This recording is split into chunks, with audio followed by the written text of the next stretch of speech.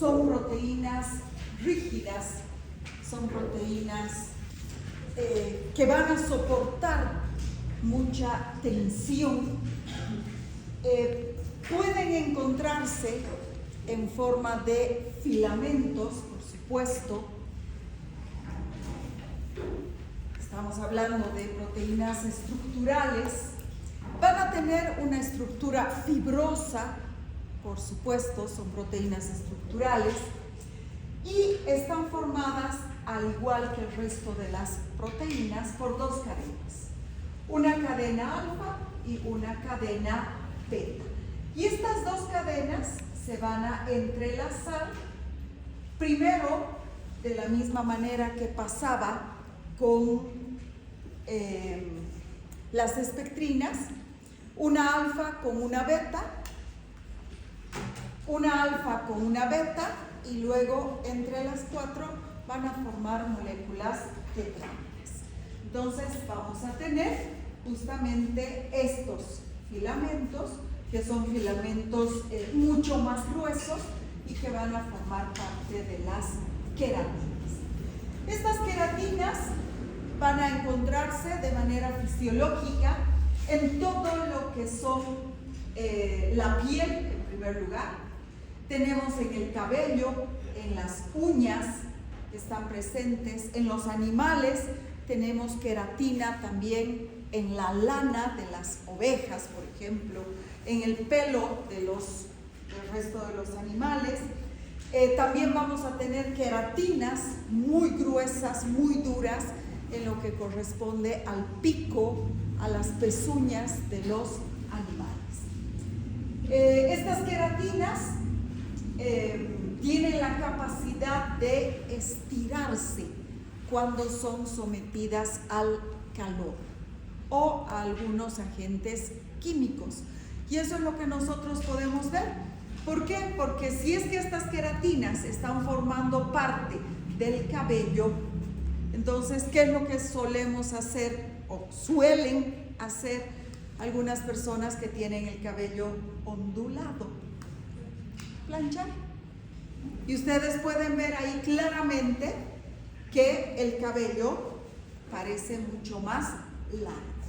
Entonces, efectivamente, se estiran cuando aplicamos calor. Entonces, estas son las queratinas. ¿Por qué son importantes? Pues porque sirven como protección. Estas proteínas llamadas queratinas son proteínas protectoras. Van a formar parte de una red que se encuentra a nivel de la piel. Van a proporcionar integridad epitelial, van a lograr que la piel sea homogénea y toda la piel esté protegida justamente por estas proteínas. Y se va a convertir, por supuesto, en una barrera mecánica. Estas queratinas pueden provocar algunas alteraciones y vamos a tener las enfermedades asociadas justamente a alteraciones en las queratinas. Por ejemplo, podemos tener trastornos en la piel, en las uñas, en el cabello, justamente como consecuencia de una secuenciación inadecuada de las queratinas. Epidermitis, se llama epidermitis bullosa, ¿sí? Debido justamente a que la estructura de estas queratinas no es adecuada.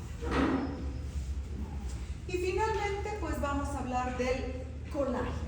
En realidad, de los colágenos, porque existen muchas moléculas que son isómeras y que reciben el nombre de colágenos.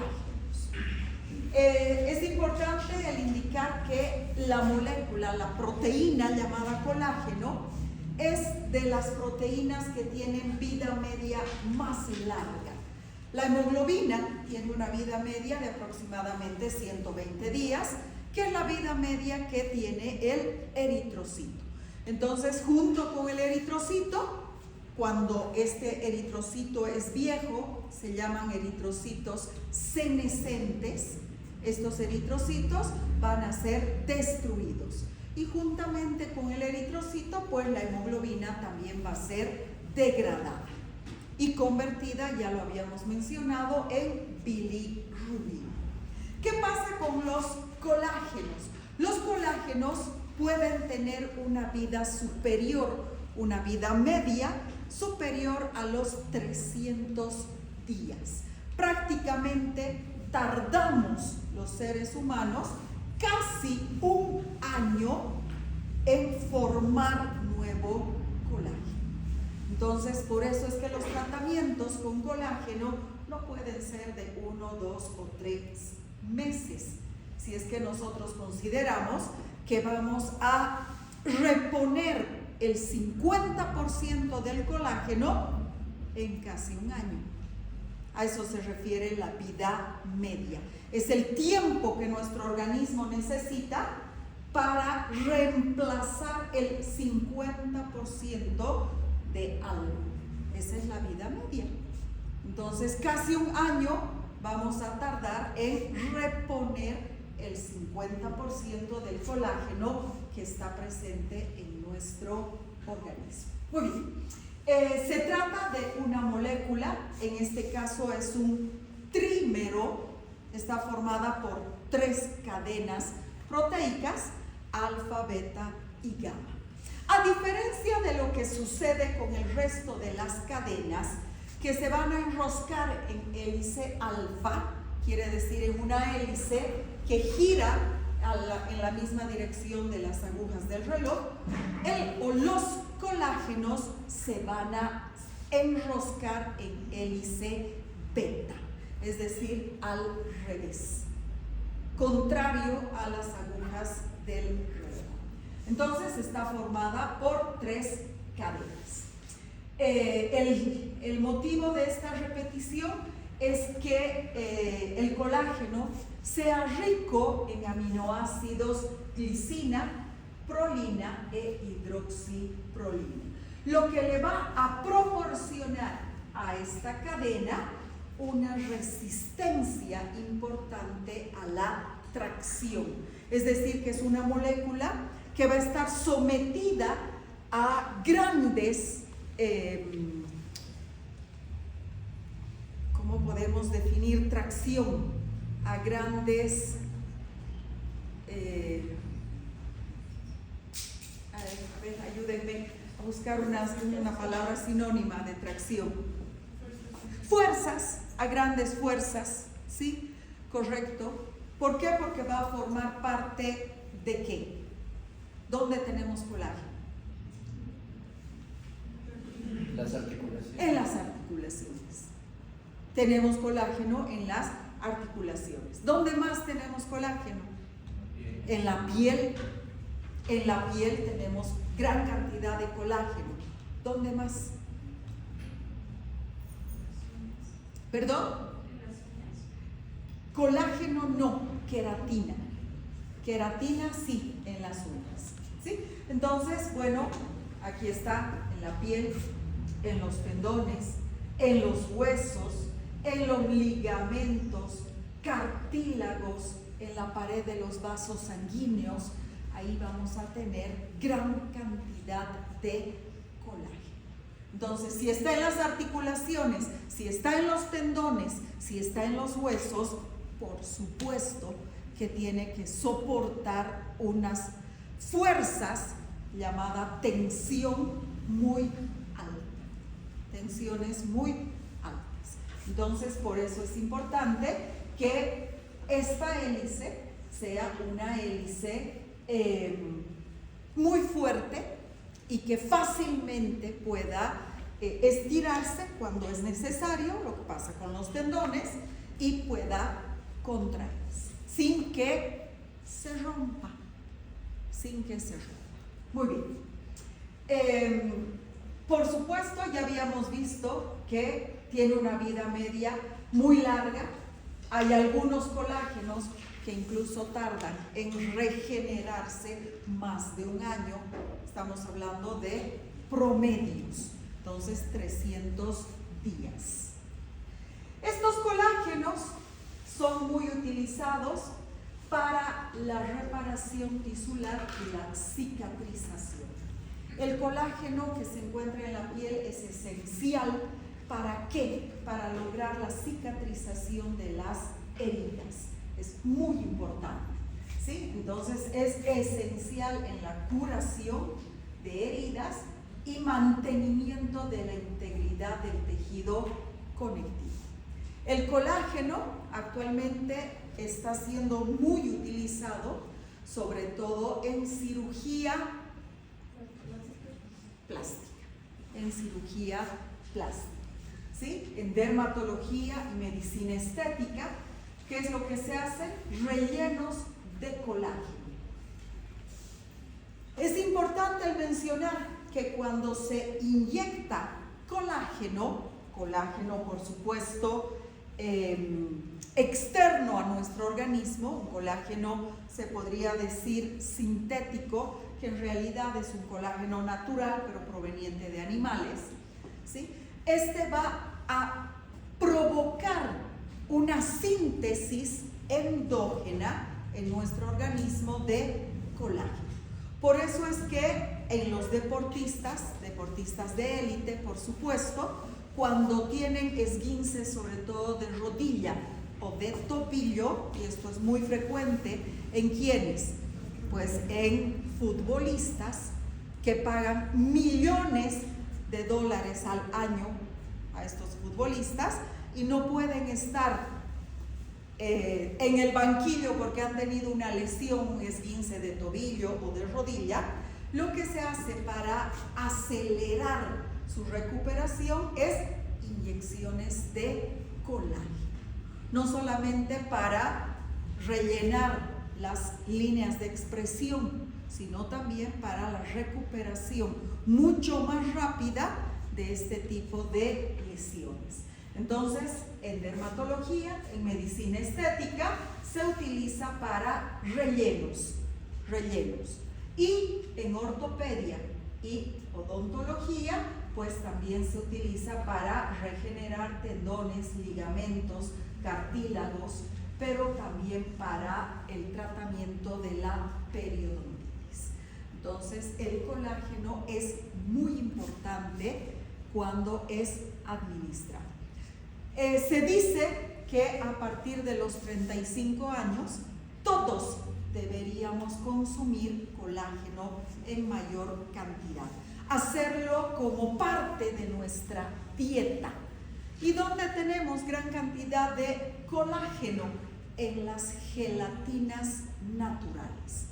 Debemos consumir gelatina de patas, por ejemplo, es una fuente muy rica de colágeno y es muy económica, mucho más económica que comprar los colágenos hidrolizados, ¿sí? Entonces, si ustedes tienen la posibilidad de consumir, aunque sea una vez a la semana, una gelatina de patas, van a estar ayudando mucho a su salud y a la salud de sus articulaciones, de sus tendones, de sus huesos, incluso de la piel, ¿sí? Sobre todo si alguno de ustedes se dedica al deporte, consuman colágeno. Y ya les he dicho la forma más natural, gelatina de patas. Muy bien. ¿Qué más? Existen un montón de patologías, enfermedades que se llaman enfermedades del colágeno. La más frecuente, lupus eritematoso sistémico, ¿sí? Esa es una de las más conocidas enfermedades del colágeno.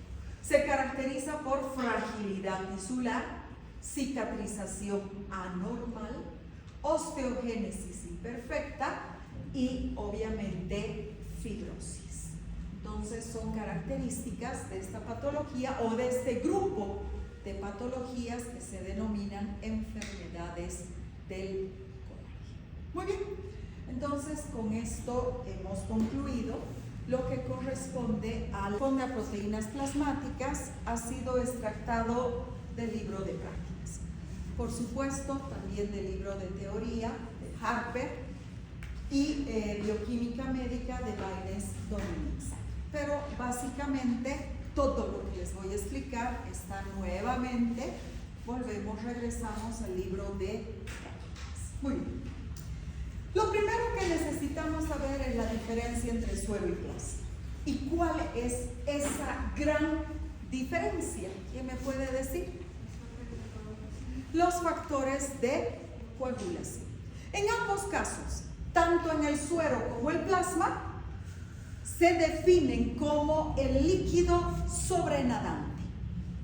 Es la parte líquida, la parte acuosa, sin elementos formes. ¿La diferencia dónde está? En que el plasma sanguíneo es el sobrenadante resultado de la sangre no coagulada, de la sangre líquida a la que le hemos puesto un anticoagulante. Mientras que el suero es también el sobrenadante, pero de la sangre coagulada. Quiere decir que la diferencia entre suero y plasma, químicamente, es la presencia o no de factores de coagulación. En el plasma tenemos factores de coagulación, mientras que en el suero no existen los factores de coagulación. Entonces, esa es la única diferencia. Para exámenes de laboratorio podemos utilizar cualquiera de las dos muestras. Se prefiere el suero por la facilidad de obtener, porque para el plasma necesito un anticoagulante, y si vamos a utilizar calcio, por ejemplo, vamos a hacer una cuantificación de calcio, pues este anticoagulante va a agarrar el calcio y va a evitar la coagulación. Por lo tanto, una determinación, una cuantificación de calcio es imposible si nosotros utilizamos plasma. Muy bien. ¿Qué características tienen estas proteínas plasmáticas? En primer lugar, se denomina proteína plasmática aquella proteína que fisiológicamente se encuentra en el plasma sanguíneo. Para ser considerada proteína plasmática, tiene que cumplir ciertos requisitos. En primer lugar, debe ser secretada de manera activa a la sangre. ¿Qué quiere decir? Que la proteína en su forma activa tiene que estar presente ¿dónde? En circulación sanguínea. Y si está activa en circulación sanguínea, ¿dónde va a ejercer su función? En la sangre. Entonces su función principal la tiene que ejercer en la sangre. No debe derivar de lesiones tisulares. Si yo me golpeo y como consecuencia de ese golpe se produce una hemorragia y se libera mioglobina al torrente sanguíneo, esa ya no es una proteína plasmática. Es una proteína tisular, se encuentra en el músculo, pero como consecuencia de ese golpe ha salido a circulación sanguínea. Entonces no tiene que derivar de lesiones tisulares. Su función principal la debe realizar en circulación sanguínea. Y por supuesto, la mayor cantidad de esta proteína, para que sea plasmática, tiene que encontrarse también en circulación sanguínea. Entonces, estos son requisitos que deben cumplir las proteínas para ser consideradas proteínas plasmáticas. Estas proteínas plasmáticas pueden cumplir en circulación sanguínea varias funciones. Muchas de estas proteínas son transportadoras. Vamos a hablar de la albúmina, es una proteína plasmática. por si acaso, la hemoglobina no es una proteína plasmática, porque no está en el plasma, está dentro del eritrocito, ¿sí? Entonces no es una proteína plasmática. Tienen funciones de defensa. Tenemos ahí los anticuerpos, 5 tipos de anticuerpos. ¿Quién los recuerda? G, A, M, D, E. Hay un memotécnico, Gable, ¿sí? Entonces tenemos 5 tipos de anticuerpos. Estos anticuerpos son químicamente proteínas y están dentro de las proteínas plasmáticas. Otras proteínas plasmáticas se van a encargar, por ejemplo, de la coagulación sanguínea. Los factores de coagulación tienen estructuras proteicas, entonces también son proteínas plasmáticas. El fibrinógeno, la protrombina, todas estas son proteínas plasmáticas. Aquí tenemos transportadoras. La transferrina transporta hierro, la albúmina vamos a estudiarla, transporta bilirrubina, transporta algunos otros metales, transporta fármacos, es muy importante, ¿sí? Y la aptoglobina, que me transporta dímeros de la hemoglobina. Entonces son moléculas transportadoras. Aquí tenemos algunos ejemplos. Transporte, albúmina, transferrina, aptoglobina, defensa inmunológica, las inmunoglobulinas y los factores del complemento, C3, C4, en bacteriología, en microbiología, ustedes ya han hablado del sistema del complemento. Es un sistema que se va a encargar de ¿qué? De destruir al antígeno. Coagulación, el fibrinógeno, factores, no sé, 2, 7, 8. Regulación de la presión oncótica, la albúmina, ya hemos visto su función. Actividad enzimática, hay muchas enzimas que son consideradas proteínas plasmáticas. Recurso nutricional, vamos a hablar de esto, también la albúmina. Y de algo que me olvidaba, muchas de estas proteínas son lo que se conoce como factores o marcadores, más que factores, marcadores de procesos inflamatorios agudos, ¿sí? Aquí tiene una importancia muy grande la proteína C reactiva. Se la abrevia como PCR, es la proteína C reactiva, que por si acaso tienen que tener mucho cuidado y no confundirla con la técnica de reacción en cadena de la polimerasa, que también se abrevia como PCR, ¿sí? Entonces no podemos confundir un factor, una proteína de fase aguda, que es la proteína C reactiva, con una técnica de laboratorio. La alfa-1 antitripsina, la aptoglobina, todas estas, incluso la que vamos a ver primero, que es la prealbúmina, llamada también ¿qué? Transtirretina, muy bien, es una proteína de fase aguda. Negativa, cierto, y enseguida les voy a explicar por qué es una proteína negativa de fase aguda, no por su carga eléctrica, en este caso.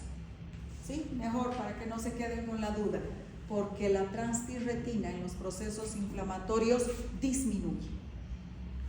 Baja su concentración cuando existe un proceso inflamatorio agudo. En cambio, en las positivas, como la proteína C reactiva, cuando existe un proceso inflamatorio agudo, aumenta, sube en gran cantidad. Rápidamente vamos a tener en los procesos inflamatorios agudos, vamos a tener valores muy altos de proteína C reactiva. Muy bien. Las proteínas plasmáticas se van a clasificar, ya lo habíamos mencionado en la práctica, de acuerdo a sus cargas eléctricas. Y este proceso se llama electroforesis de proteínas. ¿Y qué es lo que vamos a tener? Pues lo que se conoce con el nombre de proteinograma. Y vamos a tener estos montes que van a tener picos y que corresponden cada uno a una proteína. Aquí está la prealbúmina, ya les había mencionado que se llama prealbúmina. ¿Por qué? Porque en esta gráfica electroforética está antes que la albúmina, no porque sea precursora de la albúmina, ¿sí? No es la forma inactiva de la albúmina, simplemente porque está antes de la albúmina, llamada también transtirretina. ¿Quién recuerda qué función tiene? Levante la mano, aparte de usted. Que les dije además que les iba a preguntar. Transporta la vitamina A, transporta el retinol, ¿sí? Muy bien. Entonces, ahí tenemos a la transtirretina o prealbúmina. Luego tenemos la que se encuentra en mayor cantidad, entre el 40 y el 60% del total de las proteínas plasmáticas, corresponde a la albúmina, en la que está en mayor cantidad. Luego tenemos estas serían las globulinas, y tenemos tres tipos de globulinas: globulinas alfa, globulinas beta y globulinas gamma. Dentro de las gamma globulinas, 5 tipos que corresponden a los anticuerpos. Entonces ya sabemos gamma. Si hablamos de las proteínas globulinas alfa, pueden ser alfa 1, alfa 2. Las beta también se subdividen en beta 1 y beta 2. Y dentro de cada uno de estos grupos, por supuesto que vamos a tener proteínas específicas, ¿sí? Dentro de las alfa tenemos justamente alfa 1 antitripsina. Dentro de las alfa 2 está la aptoglobina, la ceruloplasmina, la alfa 2 macroglobulina. Dentro de las beta está la transferrina, la hemopexina, el complemento que se llama C3 y el complemento C4. Entonces hay varias proteínas que están dentro de estos subgrupos.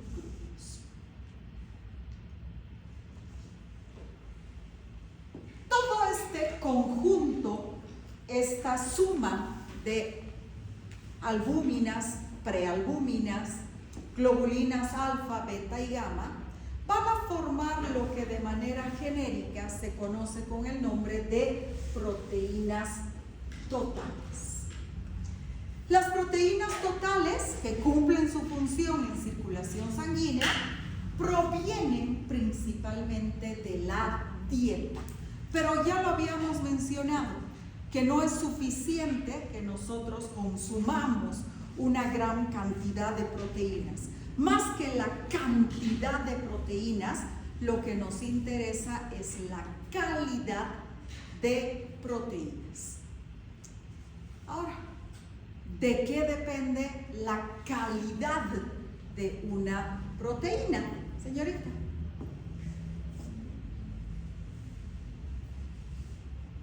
¿Cuándo considero que una proteína es de calidad? Correcto. De que contenga los 10 aminoácidos esenciales, ¿sí? Que ya les había dicho, actualmente solamente son 9 aminoácidos esenciales. De eso depende la calidad de una proteína. Estas proteínas son estructuras poliméricas grandes y para que puedan ser primero digeridas y luego absorbidas, señorita, ¿qué tiene que pasar antes? Para que una proteína dietética pueda ser digerida, ¿qué tiene que suceder en primer lugar?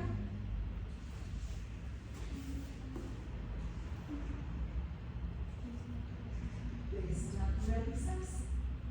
Lo primero que tiene que hacer es desnaturalizarse. ¿Y por qué es importante la desnaturalización? ¿O qué es la desnaturalización?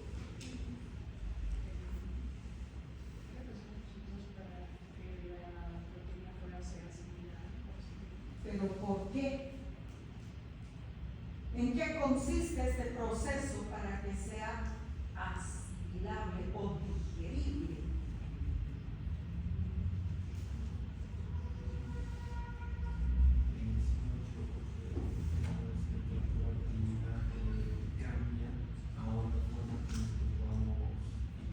¿Pero por qué? ¿Por qué se modifica a una forma que sea fácilmente digerible?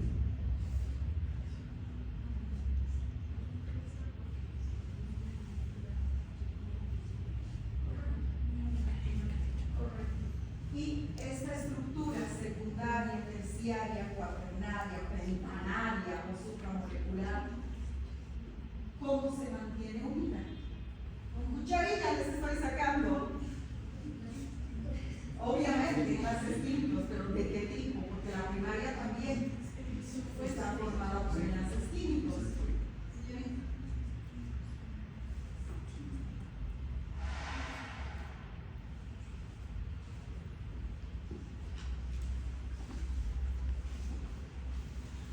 ¿Qué tipo de enlaces químicos, señorita? ¿Usted? Aquí, joven. Fuentes disulfuro. Pueden ser puentes disulfuro, pero de manera general, ¿qué tipo de?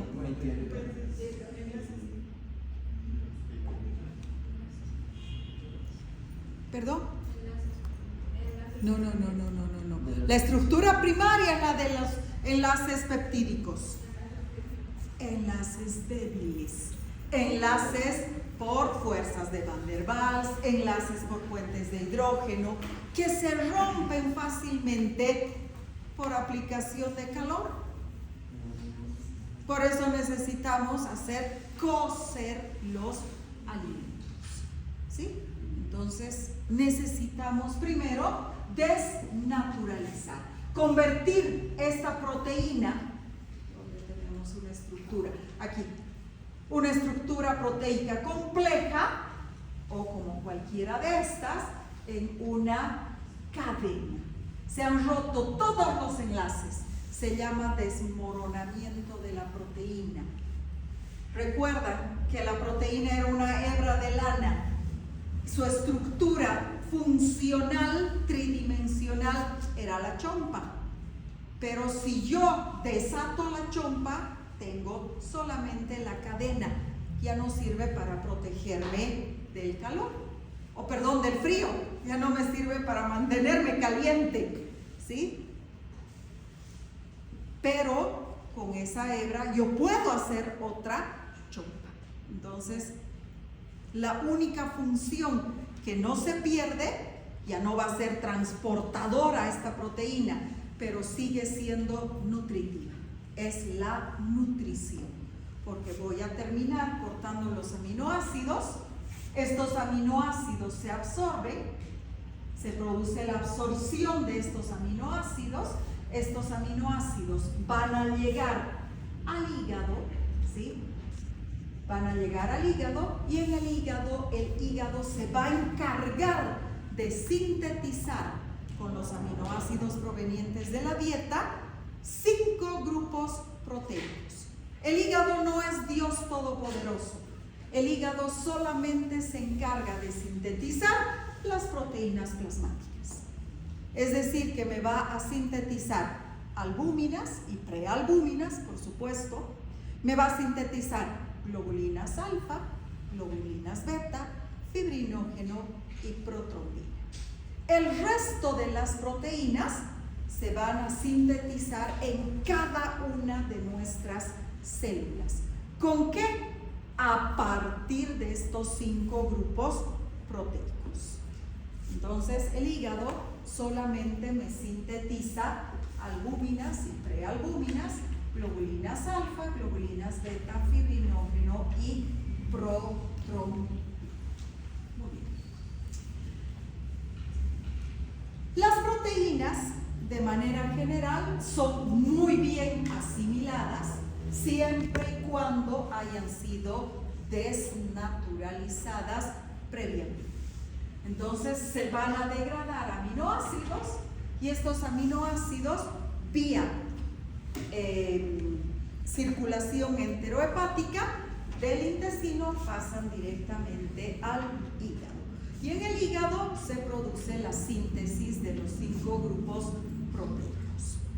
Es importante mencionar que estas proteínas las proteínas plasmáticas tienen 2 características muy importantes. Una es su peso molecular. Hay proteínas grandes, hay proteínas medianas y hay proteínas pequeñas. Y 2, tal vez más que el peso molecular, es su carga eléctrica. ¿Y qué tenemos? Pues para eso, nuevamente, volvemos al proteinograma. Y aquí nosotros podemos ver que estas proteínas son altamente negativas y estas otras son menos negativas. Todas son negativas, pero unas son muy negativas y otras son menos negativas. ¿Y cómo influye esto? Porque las proteínas que tienen carga eléctrica negativa, una vez, porque van a cumplir, no nos olvidemos que estamos hablando de proteínas plasmáticas, quiere decir que van a permanecer en circulación sanguínea y van a cumplir su función en circulación sanguínea. Por lo tanto, en algún momento van a llegar al riñón junto con la sangre. ¿Y qué pasa? Que muchas de estas proteínas van a ser filtradas a nivel del glomérulo renal. Pero como son proteínas plasmáticas, no pueden ser desechadas del organismo. ¿Quiénes se filtran? Las que tienen carga eléctrica neutra o positiva. ¿Por qué? Porque no nos olvidemos que la membrana glomerular tiene carga eléctrica negativa y las proteínas negativas se repelen. Por eso es que fisiológicamente no debería existir albúmina en la orina. ¿Y qué pasa con las que sí se filtran a nivel de los túbulos renales? Túbulo renal proximal se reabsorbe. Del 100% de la proteína pequeña o con carga eléctrica neutra o positiva, el 99% regresa a circulación sanguínea y solo un 1% se va a eliminar con la orina. ¿A cuánto corresponde este 1%? Máximo 150 miligramos de proteínas en 24 horas. Quiere decir que vamos a tener como máximo 150 miligramos de proteínas en 2 litros de orina. Una cantidad muy pequeña, despreciable, si nosotros consideramos que en circulación sanguínea existe hasta, todo es hasta,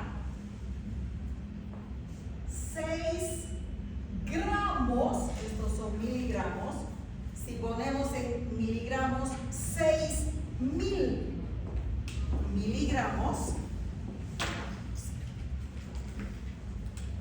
tenemos miligramos de proteínas por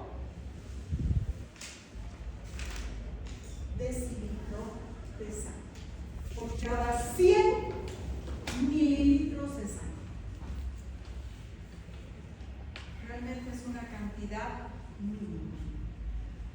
Por esto, por esta cantidad tan pequeña que no alcanza el límite de detección de una prueba, ustedes ya saben qué es el límite de detección de una prueba, se dice que no existen proteínas en la orina.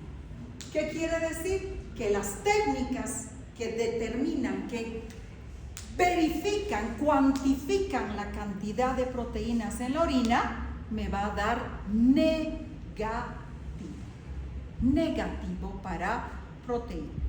Entonces, en un examen general de orina, si le sale proteinuria o proteínas no contienen, quiere decir que el valor está por debajo de 150. Y esto es normal. Hay proteínas, pero una cantidad tan pequeña que no es detectada por las pruebas de laboratorio. ¿Está comprendido? ¿Por qué? Porque la mayor parte de las proteínas no se filtran y si se filtran, se reabsorben. Por eso es que la proteinuria es muy útil para determinar enfermedades renales. Creo que con esto terminamos por hoy. ¿Sí? Y para el día jueves ya comenzamos con la transtiratina.